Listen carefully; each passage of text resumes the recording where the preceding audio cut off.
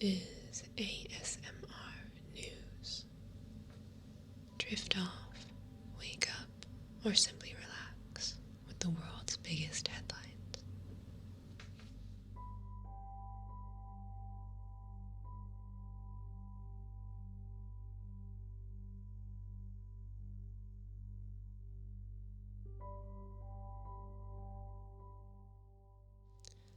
A petition asking the Senate not to replace the late Justice Ruth Bader Ginsburg on the Supreme Court until after the inauguration of the next U.S. president received nearly 500,000 signatures on its first day. The petition, which is on moveon.org and is addressed to the U.S. Senate, is named Do Not Fill Ruth Bader Ginsburg's Supreme Court seat until after the 2021 inauguration. It now has over 1.1 million signatures and has almost reached its goal of 1.2 million. It says that Ruth Bader Ginsburg's dying wish was that her Supreme Court seat not be filled until a new president was installed. She was a champion for gender equality, among other issues rooted in fairness and justice for all. President Trump has said he will announce his candidate to replace Ginsburg on Saturday at 5 p.m.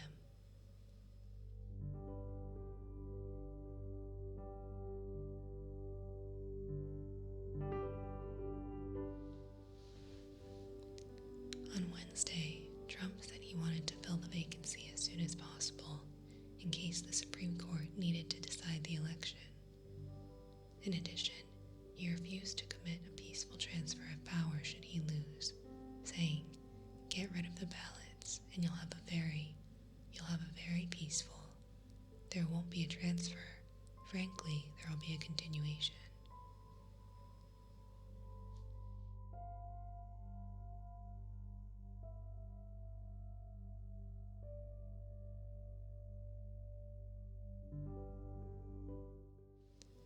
Ginsburg's death on Friday prompted a surge in voter interest and registration.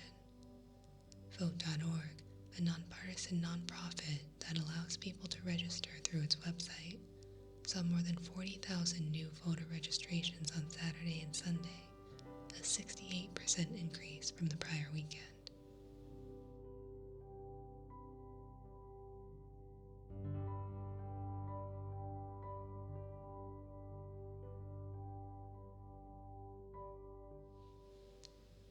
Billionaire and ex-New York City Mayor Michael Bloomberg has paid off $16 million in fines of 32,000 convicted felons in an effort to help them register to vote in Florida.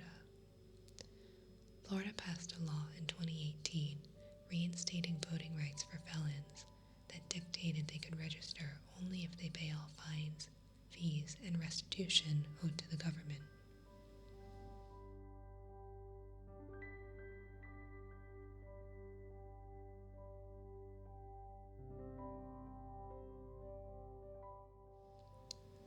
Racial inequality has cost the U.S. economy $16 trillion over the last 2 decades, according to a report from Citi. Citi estimates that the lack of lending to Black entrepreneurs has cost the U.S. $13 trillion in business revenue and 6.1 million new jobs per year. Another $2.7 trillion in income has been lost due to the racial wage gap for Black Americans, while the lack of access to higher education for Black students could have added $90 billion to $113 billion in lifetime income. Finally, a lack of equality in access to housing credit, which could have led to an additional 770,000 Black homeowners, has cost $218 billion.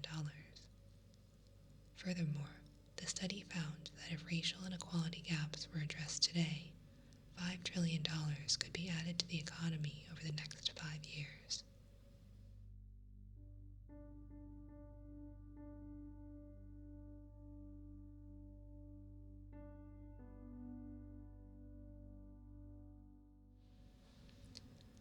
Two Louisville police officers were shot Wednesday night as protesters marched following news that only one of the 3 officers involved in Breonna Taylor's death was indicted on first-degree wanton endangerment charges.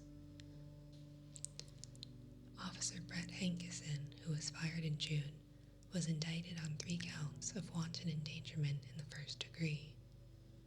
A warrant was issued for Hankison's arrest, and he was booked and released on a $15,000 bail.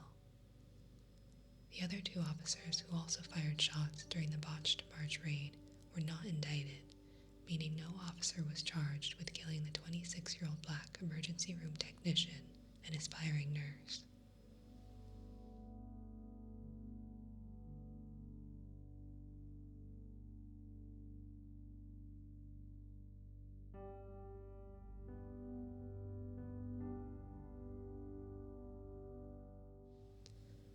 Reports by the U.S. Treasury Department's Financial Crimes Enforcement Network, or FinCEN, show that North Korea carried out an elaborate money laundering scheme for years, using a string of shell companies and help from Chinese companies, moving money through prominent banks in New York.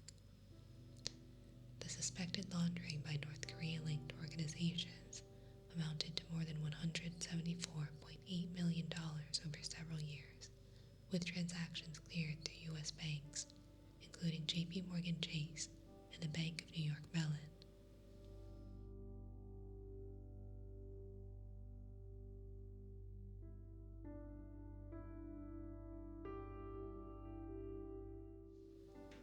The FinCEN reports also show Russian oligarch and Chelsea Football Club owner Roman Abramovich has donated $100 million to ELAD, an Israeli settler organization, through various companies he controls. ELAD operates in occupied East Jerusalem and also runs the City of David and other archaeological sites visited by 1 million tourists each year in Jerusalem. There are arguments that Israel is breaking international law by allowing exploratory archaeological digs to be carried out in occupied land.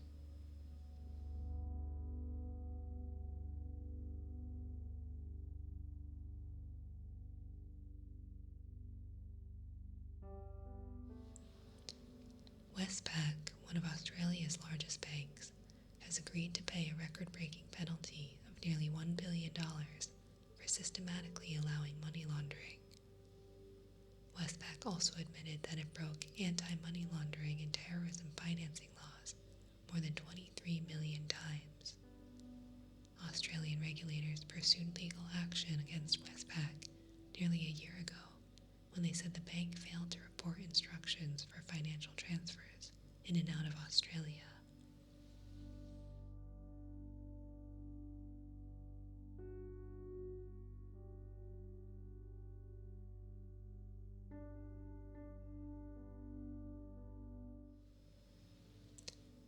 The U.S. House of Representatives approved a spending bill to avert a government shutdown 8 days before the government would be forced to cease operations.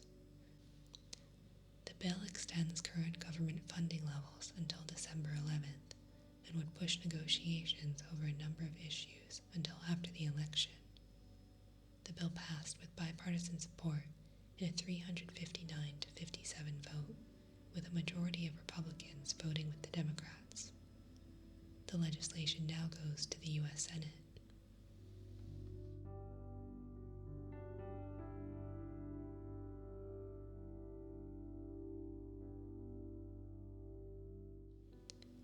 The European Union said on Thursday that Alexander Lukashenko is not the legitimate president of Belarus, and his abrupt swearing in on Wednesday went directly against the will of the people. The European Parliament had earlier decided not to recognize the veteran leader from November, when his term as president was due to end. The EU will likely seek to cut off direct funding to Lukashenko's government, channeling it to aid groups and hospitals instead. Before the election, the EU had committed to spend 135 million euros on projects in Belarus, and has also pledged 53 million euros for the fight against the COVID-19 pandemic.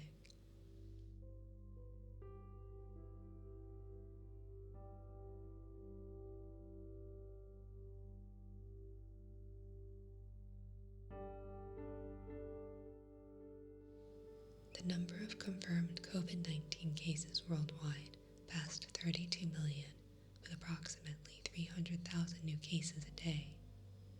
The total number of deaths is approaching 1 million, with over 5,000 new fatalities each day.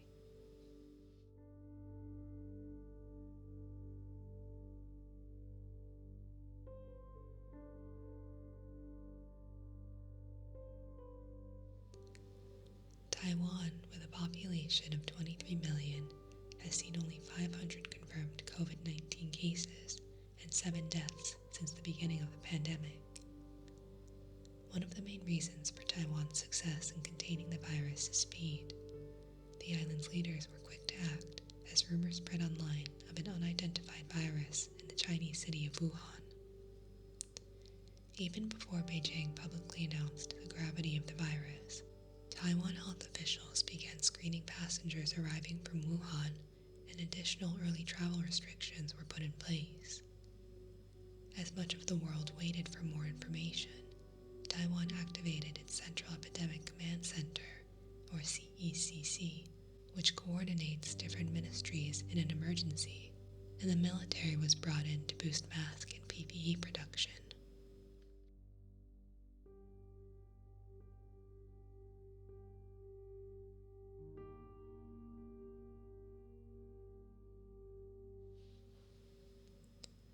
Canada is expanding restrictions on gatherings as daily coronavirus infections spiked to levels last seen in May.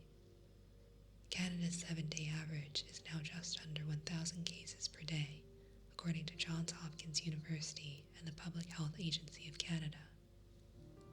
Planned measures include strengthening enforcement of restrictions on large gatherings. Public health experts say Canadians are having too many close social contacts between family and friends, and young people are gathering in groups that are too large to contain the spread. Canadian government statistics show that about 2/3 of new positive cases of coronavirus are detected in people under the age of 40.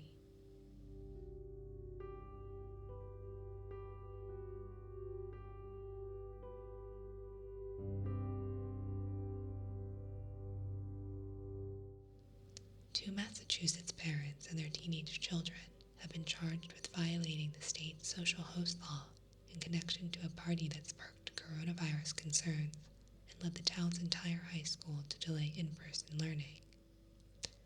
Under the law, whoever furnishes alcohol to underage drinkers faces a fine of up to $2,000, imprisonment for up to a year, or both. After Sudbury's police force reported that it broke up a party with approximately 60 high school students who were not wearing masks or practicing social distancing, the school district announced it would postpone the opening of the high school for 2 weeks. When police arrived at the party, many of the teens either fled to the woods or provided false names to officers.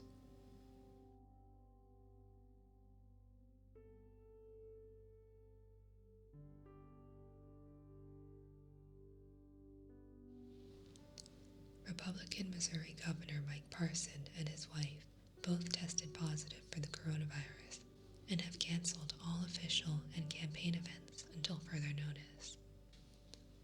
The governor, however, has reported no symptoms and plans to conduct and fulfill all roles of business from the governor's mansion, his office said. The governor's staff has been tested and is awaiting results.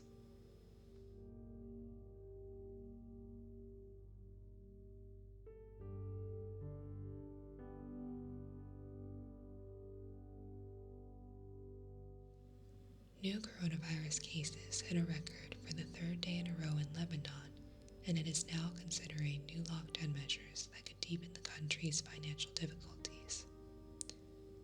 In addition to a growing financial crisis, healthcare professionals are warning that Lebanon's fragile medical sector could soon be overwhelmed, leaving the country at risk of a rapidly rising death toll from COVID-19. Lebanon has recorded a total of 29,987 cases of the virus and 307 deaths from it since the pandemic began.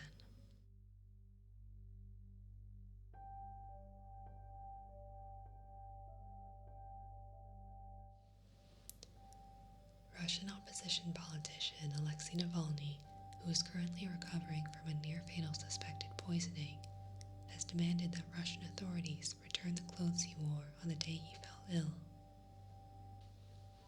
Last week, Navalny's aides said they had taken items from his Tomsk hotel room to Germany, where a lab later found traces of a nerve agent on one of the water bottles he apparently drank from. Before they allowed me to go to Germany, he said, they took all my clothes off and I was sent there completely naked. Taking into account the fact that Novichok was found on my body and a contact method of poisoning is very likely, my clothes are very important material evidence.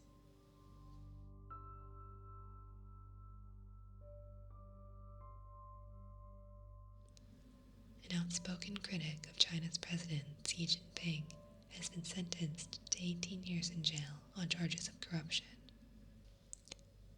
The Beijing No. 2 Intermediate People's Court found Ren Ziqiang guilty of corruption, bribery, and embezzlement of public funds for accepting bribes worth 1.25 million US dollars and embezzling almost 50 million yuan, or about 7.4 million US dollars. You will have to pay a fine of 4.2 million yuan, or 620,000 US dollars. Ren went missing in March this year, shortly after writing an essay said to be critical of President Xi. He is said to have voluntarily confessed to all charges and will not appeal against the decision. Ren is the son of a ministry official with close ties to senior party leaders, and thus was in a position from which his criticisms of the party would be particularly potent.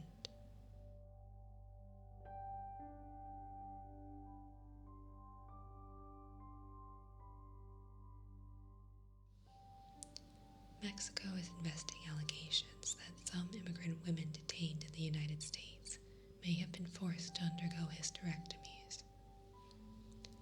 The government has interviewed 6 women about the alleged mistreatment after a whistleblower complaint filed with the Inspector General of the U.S. Department of Homeland Security indicated a high rate of hysterectomies in a detention center in Georgia.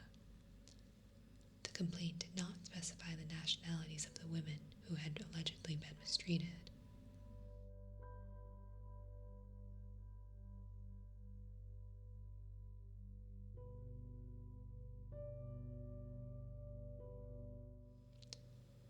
More than 100 Instagram posts have alleged incidents of sexual assault, harassment, rape, and physical abuse at the University of St. Andrews in Scotland. The university, which has 9,224 undergraduates and postgraduates, confirmed that it had received 30 reports of sexual misconduct from undergraduates between 2017 and 2020. Of these, 11 disciplinary actions were taken, ranging from warnings to suspensions, and students being forced to leave the university. The university, founded in 1413, was attended by Prince William and the Duchess of Cambridge, Kate Middleton.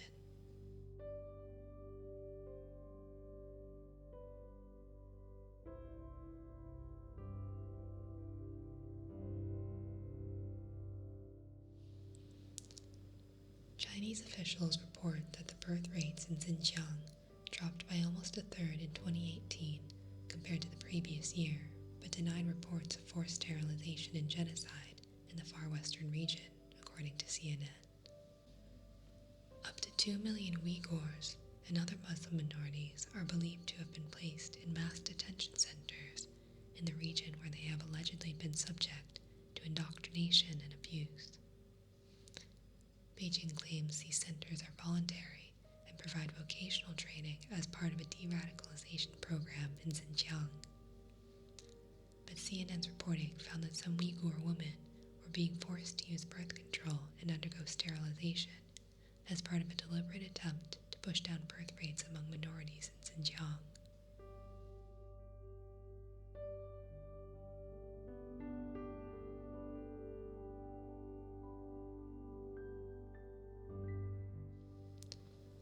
A new Chinese Air Force propaganda video appears to use Hollywood movie clips in its depiction of an attack on a target resembling a United States Air Force base.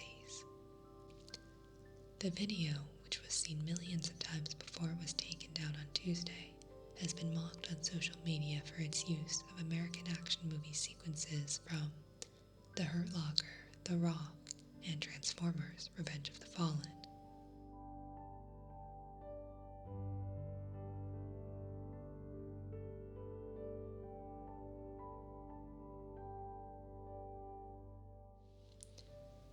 China and India agreed to stop sending more troops to their disputed border in the Himalayas. Senior military commanders from the two countries met on Monday to discuss stabilizing tensions along the demarcation line that separates the two countries. Tensions have been rising in the Himalayas since a clash in June resulted in the deaths of at least 20 Indian soldiers. China has not acknowledged any casualties from that clash.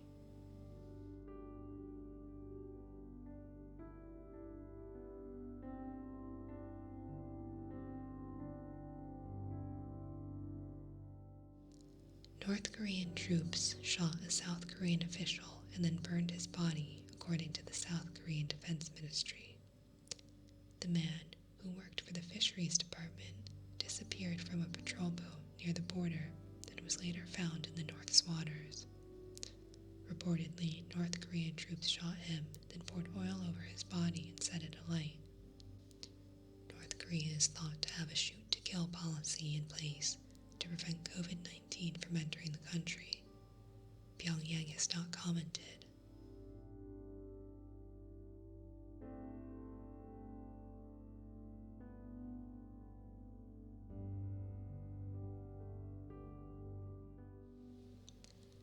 A death row inmate in Indonesia escaped from prison last week by tunneling through the sewage system. Kai Cheng-pan, also known as Kai Ji-fan, was jailed on charges of smuggling methamphetamine. He escaped by digging a hole from his cell into waste pipes and onto a road outside the prison using tools from a construction project in the prison kitchen.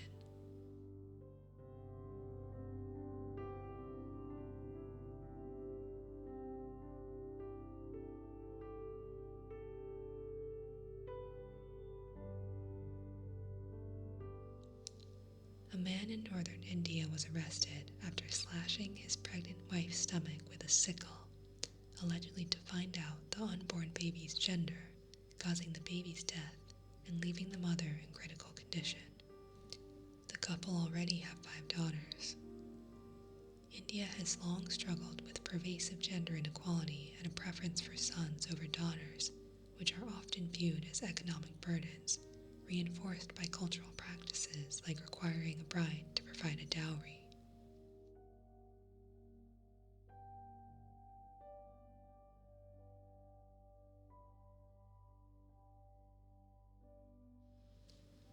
Italians voted to cut the size of the country's parliament by more than a third, reducing the number of members in the lower house from 634 to 400. Almost 70% of people voted in favor of the change, with almost all votes counted. The referendum was pushed by the Five Star Movement, part of the governing coalition, which argued that the move would reduce costs. The results were seen as a setback for far-right League leader Matteo Salvini and a boost for the center-left Democratic Party, which is part of Prime Minister Giuseppe Conte's coalition government with the populist Five Star Movement.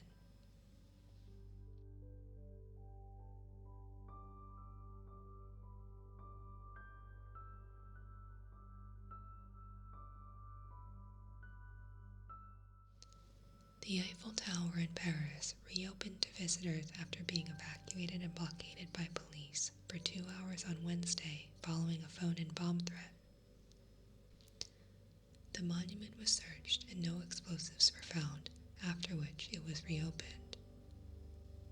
Police vehicles and tape were used to barricade the streets below the tower and the bridge, stretching across the Seine River to Trocadero Plaza.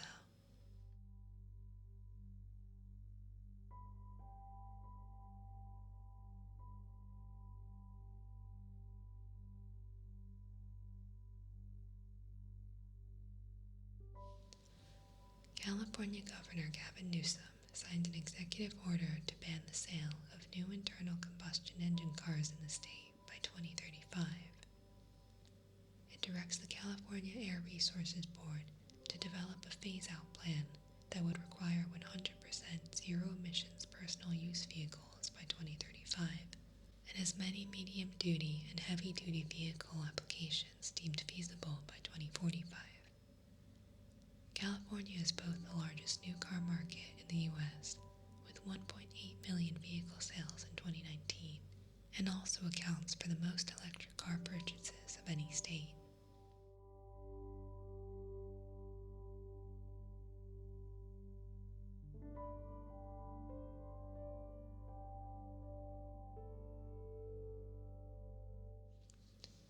The richest person in China is now a bottled water tycoon whose wealth of $58.7 billion is now more than that of Alibaba founder Jack Ma. Zhong Shanshan's fortune is based on the company Nongfu Spring, which he founded in 1996 along with a controlling stake in a vaccine maker. Zhong ranks 17th on the list of the world's top 500 richest people.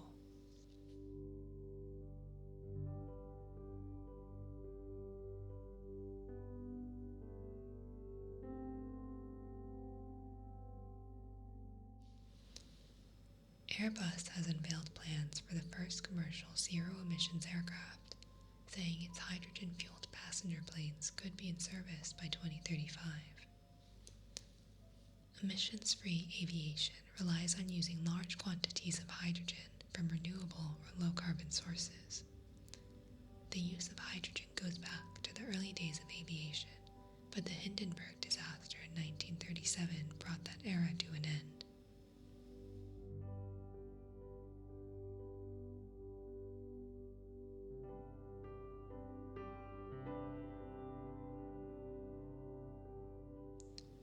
A 54-year-old Massachusetts man was killed by his licorice habit. The man, who ate about 1.5 bags of black licorice every day, suffered no symptoms before suddenly going into cardiac arrest in a fast food restaurant. His doctors said the glyceric acid in licorice was to blame, resulting in dangerously low levels of potassium, which can cause heart problems.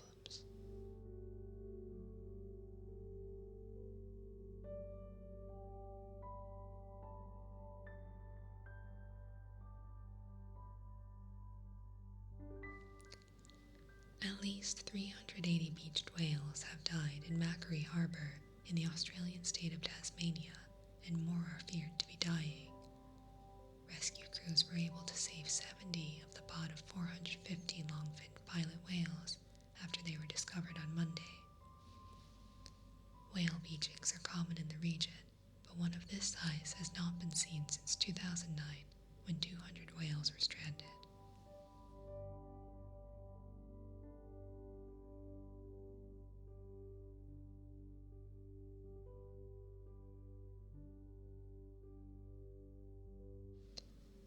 An environmental group reports that 1 in 5 maple species is threatened in the wild and is calling for urgent action to protect them, including storage of their seeds as an insurance policy against extinction. Maple trees are known for the vivid color of their autumn leaves, and the trees are popular in parks and gardens. But in their natural habitats, they face a myriad of threats, including unsustainable logging, climate change, deforestation, and forest fires.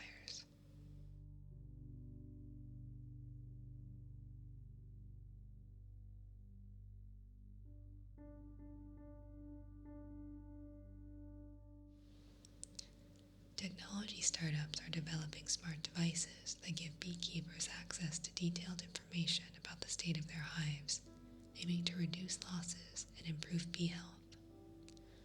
In one example, an internet-connected sensor is placed under the roof of the beehive and measures a number of metrics including temperature, humidity, sound, and movement, and is sent via the cloud to a data center where it is processed, analyzed, and then sent back to the beekeeper. Climate change, intensive agriculture, and the use of pesticides and fungicides in farming is ravaging the world's bees. Declining bee populations put the world's food supply under pressure. Commercial beekeepers in the United States lost 44% of their managed colonies in 2019.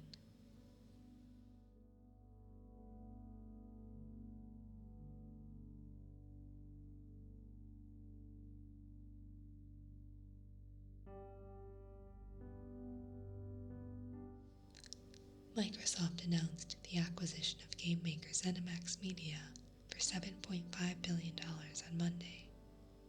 ZeniMax Media is the parent group of gaming studios like Bethesda, and the acquisition will enable Microsoft to gain control of major gaming titles like The Elder Scrolls, Fallout, Doom, Quake, and Wolfenstein. The deal will help Microsoft in its ongoing competition with Sony in the online gaming market. For years, Sony owned more game studios than Microsoft, but last year, Microsoft passed Sony, owning 15 studios to Sony's 14. The deal announced on Monday increased Microsoft's lead to 23 game studios and gives it control over some of the world's most popular franchises. Microsoft did not say how many of its newly acquired games would be exclusive to Xbox.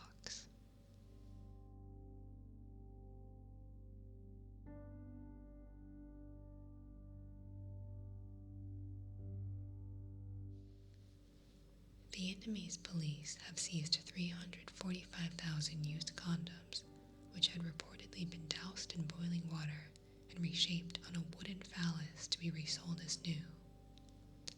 While it is not clear how many of the recycled condoms had already been sold, reports indicate they were being traded in local markets. The condoms have been confiscated as evidence, but will be disposed of eventually as they are considered hazardous medical waste.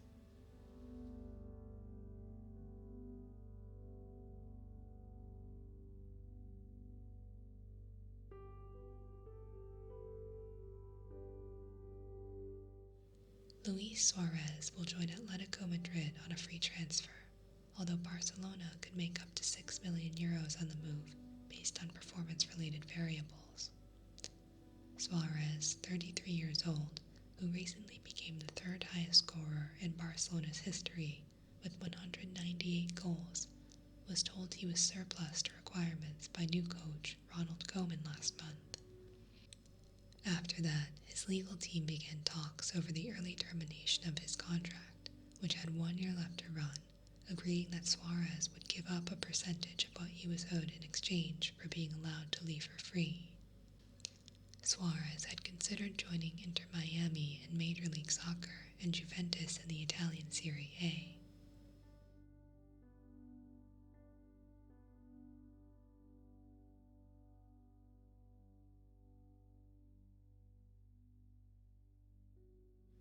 In the NBA semifinals, the Los Angeles Lakers lead the Denver Nuggets 3-1 in the West, and the Miami Heat lead the Boston Celtics by 3-1 in the East.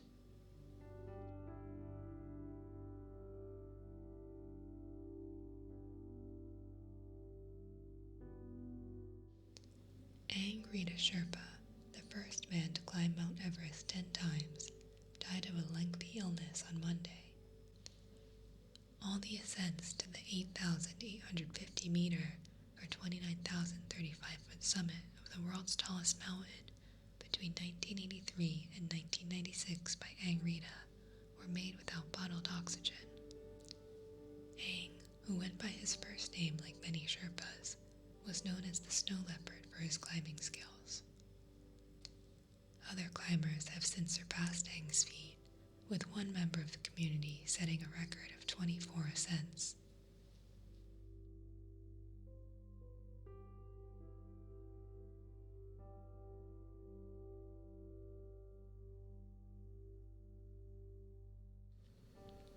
This